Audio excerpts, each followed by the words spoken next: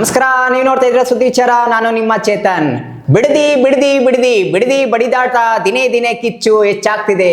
ಕೊನೆಗೂ ಈ ರಾಜ್ಯ ರಾಜಕಾರಣದಲ್ಲಿ ಪಕ್ಷಗಳ ಗಲಾಟೆಯೊಂದಿಗೆ ರೈತರು ಬಡಪಾಯಿ ಆಗ್ತಿದ್ದಾರ. ಆದರೆ ಬಿಡದಿಯಲ್ಲಿರುವಂತ ಜಮೀನು ಮತ್ತೆ ರೈತರಿಗೆ ಸೇರುತ್ತಾ ಇಲ್ವಾ? ಹಾಗಿದ್ರೆ ಈ ಪಾದಯಾತ್ರೆ ಯಾವ ರೀತಿ ಮುಂದುವರಿಸ್ತಿದ್ದಾರೆ JDS BJP ಮೈತ್ರಿ? ಇದೇ ಇವತ್ತಿನ ವಿಶೇಷ ಕಾರ್ಯಕ್ರಮ ಪ್ರೈಮ್ ಟಾಕ್. ನಮ್ಮ ಜೊತೆ ಕಾರ್ಯಕ್ರಮದಲ್ಲಿ ಸಂಪಾದಕರಾದಂಥ ಅಜಯ್ ಕುಮಾರ್ ಸರ್ ಇದೆ. ಸರ್, ಕಾರ್ಯಕ್ರಮಕ್ಕೆ ನಮಸ್ಕಾರ. ನಮಸ್ಕಾರ. ಈ ಬಿಡದಿ ಬಡದಾಟಕ್ಕೆ ಸಂಬಂಧಿಸಿದಂತೆ ಈಗ ಏನು ಮೈತ್ರಿ ಪಕ್ಷಗಳೇನಿದೆ ಸರ್, JDS ಅಥವಾ BJP, ಈಗ ಇವತ್ತಿಂದ ಪ್ರಾರಂಭ ಆಗಿದೆ ಪಾದಯಾತ್ರೆ. ಅದಕ್ಕೆ ಚಾಲನೆ ಕೊಟ್ಟು ಸ್ವತಃ ದೇವೇಗೌಡರು ಅದಕ್ಕೆ ಯಾವುದೇ ರೀತಿ ನೀವು ಇದು ಮಾಡದೆ ಜನರಿಗೆ ಅಂದರೆ ರೈತರಿಗೆ ಒಂದು ಆ ಜಮೀನು ಕೊಡಿಸುವಂಥ ಪ್ರಯತ್ನ ಮಾಡಿ ಅಂತ ಒಂದು ಈಗ ಚಾಲನೆ ಸಿಕ್ಕಿದೆ ಸರ್. ಒಂದು ಕಡೆ ಇದೇ ಸಮಯದಲ್ಲಿ DK ಶಿವಕುಮಾರ್ ಅವರು ಈ ನಗೆ ಬಿದ್ದಿದ್ದಂಥ ಜಾಗವನ್ನು ನಾವು ಮತ್ತೆ ಎತ್ತಿದ್ದೀವಿ ಅಂತ ಒಂದು ರೀಲ್ಸ್ ಮುಖಾಂತರ DK ಶಿವಕುಮಾರ್ ಕೊಟ್ಟಿದ್ದಾರೆ ಸರ್. ಏನು ಸರ್, ಈಗ ಯಾವ ರೀತಿ ಹೋಗ್ಬೋದು ಈ ಬಿಡದಿ ಬಡದಾಡ್ತಾ? ಮೊದಲಿಗೆ ಬಿಡದಿಗೆ ಕೈ ಹಾಕೋಕ್ಕೆ ಹೋಗ್ಬಾರ್ದಿತ್ತು. ಇವಾಗ ಪದೇ ಪದೇ ಇವರು ಏನೋ ಕಾಂಗ್ರೆಸ್ ಏನು ಹೇಳ್ತಾ ಇದ್ದಾರೆ ಅಂದರೆ ಇದು ಕಳೆದ ಸರ್ಕಾರನ ನಾವು ಮುಂದುವರಿಸ್ತಾ ಇದೀವಿ ಅಂತ ಹೇಳ್ತಿದ್ದಾರೆ. ಹೌದು, ಕಳೆದ ಸರ್ಕಾರ ಮುಂದುವರಿಸ್ತಾ ಇದೀವಿ ಅಂದರೆ ಸರಿನಾ ತಪ್ಪು ಅನ್ನೋದನ್ನ ಆಲೋಚನೆ ಮಾಡಬೇಕಿತ್ತು ಮೊದಲು. ಆಮೇಲೆ ಮೊದಲು ಬೆಂಗಳೂರು ಅನ್ನೋದು ತುಂಬ ದೊಡ್ಡದು. ಹೌದು. ಸರಿಯಾಗಿ ಅದನ್ನೇ ಬೌಂಡ್ರಿ ಹಾಕೊಳಕ್ಕಾಗಿಲ್ಲ. ಇಲ್ಲಿ ತುಂಬ ಸಮಸ್ಯೆಗಳಿದೆ. ಪ್ಲಾನಿಂಗ್ ಸಮಸ್ಯೆ ಇದೆ. ಇಂಥ ರಿಷ್ಪಾವತಿ ನದಿನ ಕಳ್ಕೊಂಡಿದ್ದೀವಿ. ಅದಕ್ಕೆ ಸೈಡಲ್ಲಿ ಒಂದು ಪೈಪಿಂಗ್ ಮಾಡಿ ಆ ರಿಷ್ಪಾವತಿ ನದಿನ ಹೇಗೆ ನೀನು ಇದನ್ನ ರೆಡಿ ಏನೋ ಅದನ್ನ ಹೇಗೆ ಬಳಸಬೇಕು, ಅದನ್ನ ಉಳಿಸ್ಕೊಳ್ಳೋಂಥ ಕೆಲಸ ಆಗುತ್ತಾ ಅನ್ನೋದು ಅದ್ರ ಬಗ್ಗೆ ಇಲ್ಲ.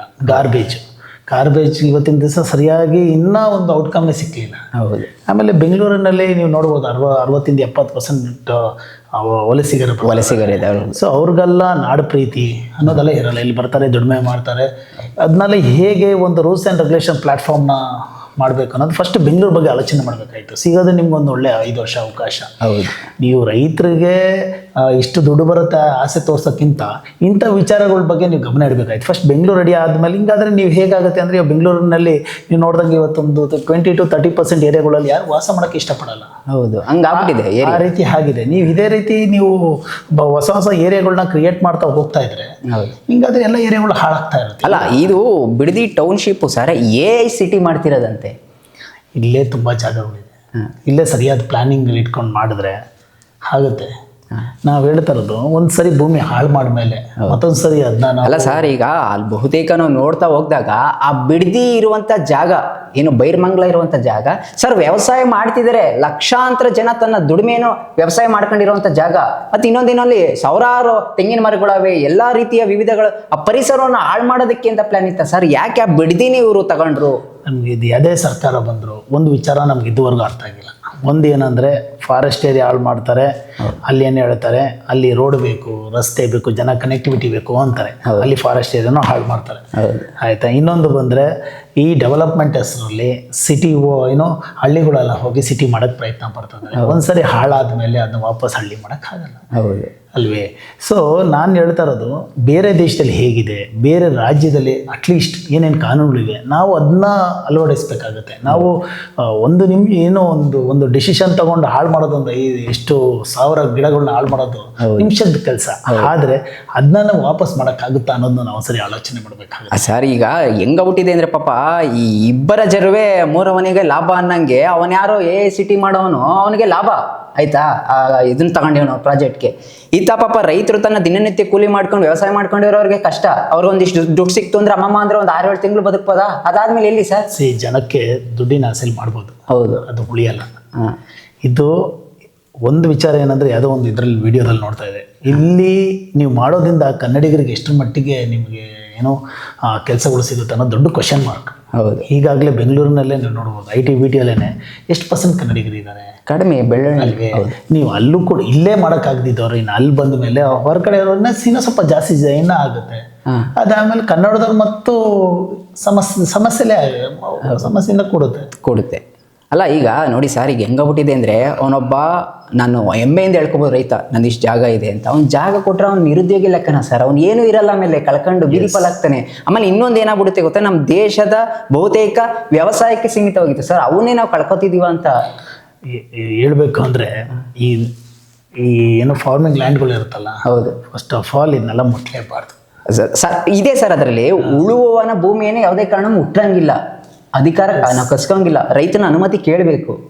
ಇದು ಇದು ಆಲ್ರೆಡಿ ಡ್ರಾಬ್ಯಾಕ್ ಅಂತ ಗೊತ್ತಾಗಿದೆ. ಹೌದು. ಇದನ್ನ ಕೈ ಹಾಕ್ಬಾರ್ದಿತ್ತು. ನೋಡ್ಬೇಕು ಸರ್ಕಾರ ಮುಂದೆ. ಅಲ್ಲ, ಇವರಿಬ್ಬರ ಪಕ್ಷಗಳ ಜಗಳದಿಂದ ರೈತರು ಪಾಪ ಬಡಪಾಯಿ ಆಗ್ತಿದ್ದಾನೆ ಸರ್. ಇವರೇ ಒಂದ್ಸತಿ ತಿಂದ್ರು ಹೋದ ಇದರಲ್ಲಿ ಯಡಿಯೂರಪ್ಪ ಸರ್ಕಾರ ಇದ್ದ, ಕುಮಾರಸ್ವಾಮಿ ಸಿಎಂ ಆಗಿದ್ದ ಆ ಟೈಮಲ್ಲಿ. ಅದಾದ್ಮೇಲೆ ಈಗ ಡಿ ಕೆ ಶಿವ ನೀವು ತಂದಿದ್ದು ಅಂತ ಇವರಿಬ್ಬರು ಜಗಳದೆ ಪಾಪ ರೈತರು ಏನಾಗ್ತಿದ್ದಾನೆ ಸರ್. ಅವನು ವ್ಯವಸಾಯ ಕಳ್ಕೊಂಡು ಅವನು ನಿರುದ್ಯೋಗಿ ಆಗ್ಬೇಕಾ, ಈಚೆಗಳ ಅವನು ಬಂದು ದಿಕ್ಕು ದೇಶ ಹೇಳ್ದಾಗ ಆಗ್ಬೇಕಾ ಸರ್. ಒಂದು ವೇಳೆ ಸರ್ ಈಗ ಆಗೋಯ್ತು, ಈ AICT ಆಗೋಯ್ತು ಅಂದ್ರೆ ಏನೇನ್ ಸಮಸ್ಯೆ ಉದ್ಭವ ಆದಾಗ್ಬೋದು ಸರ್? ನೋಡಿ, ಮೊದಲನೇದು ಇದು ಜನಕ್ಕೋಸ್ಕರ ಅಂತಂದ್ರೆ ಇಲ್ಲಿ ಹಾಕ್ತಾ ಇರೋದು ಜನ ವಿರೋಧಿ ಕೆಲಸನೇ. ಹೌದು. ಇಲ್ಲ 80% ಜನ ಕೊಡಕ್ ರೆಡಿ ಇಲ್ಲ. ಕೊಡಕ್ ರೆಡಿ ಇಲ್ಲ ಅಂದ್ರೆ ಮಾಡೋದು ಬೇಡ.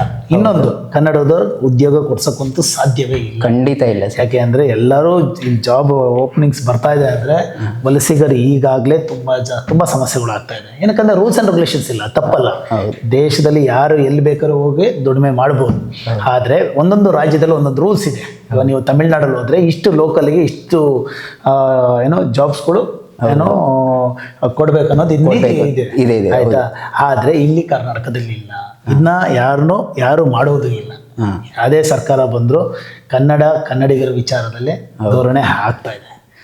ಅದೇ ಸರ್, ಈಗ ಅದ್ರದ್ದು ಮೇನ್ ಇಂಪಾರ್ಟೆಂಟ್ ನಮಗೆ. ಈಗ ಒಂದು ವೇಳೆ ಅಲ್ಲಿ ಆಯಿತು ಅಂದರೆ ಸರ್, ಪರಿಸರ ನಾಶ ಆಗೋ ಜೊತೆಗೆ ಏನೇನು, ಉದಾಹರಣೆಗೆ ಅಲ್ಲಿಗೆ ನೀರು ಬೇಕಾಗುತ್ತೆ ಒಂದಿಷ್ಟು, ಅದಾದ್ಮೇಲೆ ಎಲ್ಲ ರೀತಿಯ ಅಂಗಡಿಗಳು ಬರುತ್ತೆ, ಮಾಲ್ಗಳು ಬರುತ್ತೆ, ಅದು ಪೂರ್ತಿ ಸಂಪೂರ್ಣವಾಗಿ ಹಾಳಾಗೋಗುವಂಥ ಸ್ಥಿತಿಗೆ ಬರ್ಬೋದು. ನಾವು ಈಗ ಬಿಡದಿ ಬಗ್ಗೆ ಮಾತಾಡ್ತಾ ಇದೀವಿ. ಬಿಡದಿ ಒಂದು ಸುಂದರವಾದ ಜಾಗ, ಪರಿಸರದಿಂದ ಕೂಡಿದೆ.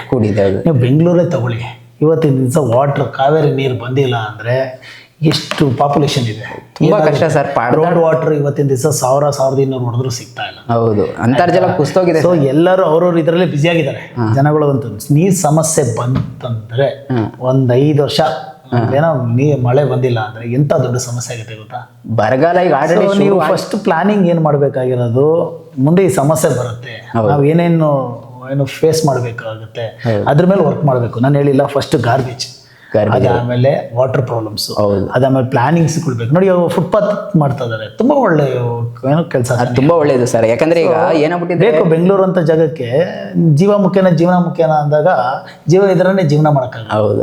ಸೊ ಜೀವ ಇದ್ರೆ ತಾನೆ ಎಷ್ಟು 300 ಜನ ಮಕ್ಕಳು ಜೀವ ಹೋಗಿದೆ. ಸೊ ಇವಾಗ ಬೆಂಗಳೂರನ್ನ ಇವಾಗ ಫಸ್ಟ್ ಸ್ಟಡಿ ಮಾಡಿ. ಇವಾಗ ನೋಡಿ, ಎಲ್ಲ ಏರಿಯಾಗಳು ಬಿಟ್ಟು ಈಗ ನಾಗರಬಾವಿ, ವಿಶ್ವೇಶ್ವರ ಲೇಔಟ್, ಕೆಂಪೇಗೌಡ, ಹಿಂಗೆ ಡೆವಲಪ್ಮೆಂಟ್ ನಡೀತಾ ಇದೆ. ಕೆಂಪೇಗೌಡ ಆಮೇಲೆ ನೆಕ್ಸ್ಟ್ ಬಿಡದಿನೇ ಪ್ಲಾನಿಂಗ್ ಅಲ್ಲಿ ಇರೋದು, ಮೆಟ್ರೋ ಅಲ್ಲಿ.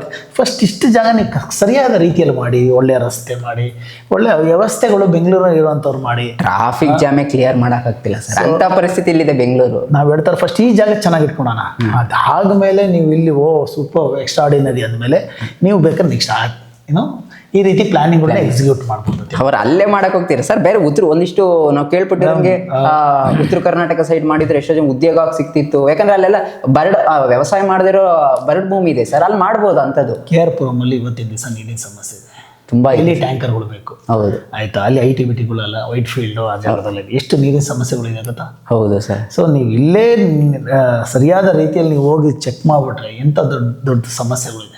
ಯಾರು ನೋಡೋದು ಅದನ್ನ ಬಿಟ್ಟು ಇವಾಗ ಬಿಡದಿ ಆಗ್ತಾ ಇರೋದು ಕಂಪ್ಲೀಟ್ಲಿ ರಾಂಗ್ ಪ್ಲಾನ್. ಅಲ್ಲ, ಈಗ ಪಾದಯಾತ್ರೆ ಮಾಡ್ತೀರಾ, ಮುಂದೊಮ್ಮೆ ಅವ್ರದೇ ಸರ್ಕಾರ ಬಂತು ಅಂದ್ರೆ ಮಾಡ್ಬೋದಲ್ಲ ಸರ್, ಮಾಡ್ಬೋದು. ಅವಾಗ ಜನ ಗಮನ ಇಡಬೇಕಾಗುತ್ತೆ. ಅದೇ ಈಗ ಜನ ಏನಕ್ಕಂದ್ರೆ ಯಾವುದೇ ವಿಡಿಯೋ ತೆಗೆದು ನೋಡಿದಾಗ ಹಳೆ ವಿಡಿಯೋ ಒಂದು ಮಾತಾಡಿರ್ತಾರೆ, ಅದಾದ್ಮೇಲೆ ಮಾತಾಡ್ತಾರೆ. ಇವ್ರದೇ ಸರ್ಕಾರ ಬಂದಾಗ ಏನ್ ಡಿಸಿಷನ್ ತಗೊಂತಾರ ಜನ ನಿರ್ಧಾರ ಮಾಡ್ಬೇಕಾಗುತ್ತೆ. ಅಲ್ಲ, ಜನರು ಒಟ್ಟಿನಲ್ಲಿ ಅವ್ರಿಗೆ ಗೂಬೆ ರೀತಿಯಲ್ಲಿ ಕೂರಿಸ್ಬಿಡ್ತಾರೆ, ಯಾವ ರೀತಿ ಹೆಂಗೆ ಅಂತ ಸರ್. ಇಲ್ಲ, ಅದೇನು ಮಾಡೋಕ್ಕಲ್ಲ, ಮುಗ್ಧ ಮನಸ್ಸುಗಳು ನಮ್ಮ ಜನಗಳು ನೋಡ್ತಾ ಇರ್ತಾರೆ ಈಗ. ಅಲ್ಲ ಪಾಪ, ಯಾಕೆಂದ್ರೆ ಈ ಪಕ್ಷದಲ್ಲಿ ಪಾಪ ಅವರು ಒಂದು ದಿನನಿತ್ಯ ಕೂಲಿ ಮಾಡೋರು, ಯಾವ ರೀತಿ ಹೆಂಗ್ ಹೋಗ್ತಾರೋ, ಯಾವ ರೀತಿ ಹೆಂಗ್ ಮನ ಪರಿವರ್ತನೆ ಮಾಡ್ತಾರೋ, ನಾವು ಇದ್ರ ಹಿಂಗ್ ಮಾಡ್ತೀವಿ ಅಂತ ಆಶ್ವಾಸನೆ ಕೊಡ್ತಾರೆ, ಅದೆಲ್ಲ ಬರೇ ನಾಮಕ. ಫೈನಲಿ ನಾವೇನು ಹೇಳಕ್ ಹೋಗ್ತಾ ಇದೀವಿ ಅಂದ್ರೆ, ಬಿಡ್ದಿನ ಏನೋ ಆ ವಿಚಾರ ಬಿಟ್ಟು ಬೆಂಗಳೂರು ಅಂತ ಸುಂದರವಾದ ಬೆಂಗಳೂರನ್ನ ಗ್ರೀನ್ ಬ್ಯಾಂಗ್ಳೂರ್ ಅಂತ ಇದ್ರೆ ಮೆಟ್ರೋ ಸಿಟಿ ಆಗಿದೆ, ಎಲ್ಲ ಸರಿ. ಆದರೆ ಈ ಬೆಂಗಳೂರನ್ನ ಉಳಿಸುವಂಥ ಕೆಲಸಗಳಿಗೆ ಏನೇನು ಪ್ಲ್ಯಾನಿಂಗ್ಗಳು ಮಾಡಬೇಕು ಮಾಡಲಿ. ಇದಕ್ಕೆ ಸಂಪೂರ್ಣವಾಗಿ ಬೆಂಗಳೂರು ಎಲ್ಲರೂ ಸಪೋರ್ಟ್ ಮಾಡ್ತಾರೆ. ಅದು ಬಿಟ್ಟು ನೀವು ಹೊಸದೇನೋ ಡೆವಲಪ್ಮೆಂಟ್ ಮಾಡ್ತೀನಿ ಅಂತ ಆ ಪರಿಸರನ ಹಾಳು ಮಾಡೋಕ್ಕಿಂತ ಇವತ್ತಿನ ದಿವಸ ಫುಟ್ಪಾತು ಹಾಗೆ ನೋ ಪಾರ್ಕಿಂಗ್ ಕಾರ್ಗಳನ್ನೆಲ್ಲ ರಿಮೂವ್ ಮಾಡಬೇಕಂತ ಇಂಥ ಕೆಲಸಗಳು ಆಗಲಿ. ಬೆಂಗಳೂರು ಜನ ಚೆನ್ನಾಗಿದ್ದಾಗ ಅದೇ ಸಾಕು ಅಂತ ನಾನು ಬಯಸ್ತೀನಿ. ಒಟ್ಟಿನಲ್ಲಿ ಬಿಡಬೇಕು ಅನ್ನೋದು ನಿಮ್ಮ ಜನರ ಅಭಿಲಾಷೆಯೂ ಅದೇ ಆಗಿದೆ. S, of course. ಓಕೆ, ನೋಡಿದ್ರಲ್ಲ ವೀಕ್ಷಕರೇ, ಇದು ಪ್ರೈಮ್ ಟಾಕ್ನ ವಿಶೇಷ ಕಾರ್ಯಕ್ರಮ. ಒಟ್ಟಿನಲ್ಲಿ ಈ ಬಿಡದಿ ಸಮಸ್ಯೆನ ಆದಷ್ಟು ಬಗೆಹರಿಸಬೇಕು, ರೈತರ ಪರವಾಗಿ ಯಾವುದಾದ್ರೂ ಒಂದು ನಿರ್ಧಾರ ತಗೋಬೇಕು, ಇಲ್ಲ ಅಂದ್ರೆ ಈ ಅಡ್ಗೋಡಿ ದೀಪ ಇಟ್ಟಂಗೆ ಅಂತಾರೆ ಆ ರೀತಿ ಸಮಸ್ಯೆ ಉದ್ಭವ ಆಗುತ್ತೆ ಇರುವಂತ ಸ್ಥಿತಿ ಇದಾಗಿತ್ತು ಇವತ್ತಿನ ಪ್ರೈಮ್ ಟಾಕ್. ಸುದ್ದಿ ನಮ್ಮದು, ವಿಚಾರ ನಿಮ್ಮದು. ನಮಸ್ಕಾರ.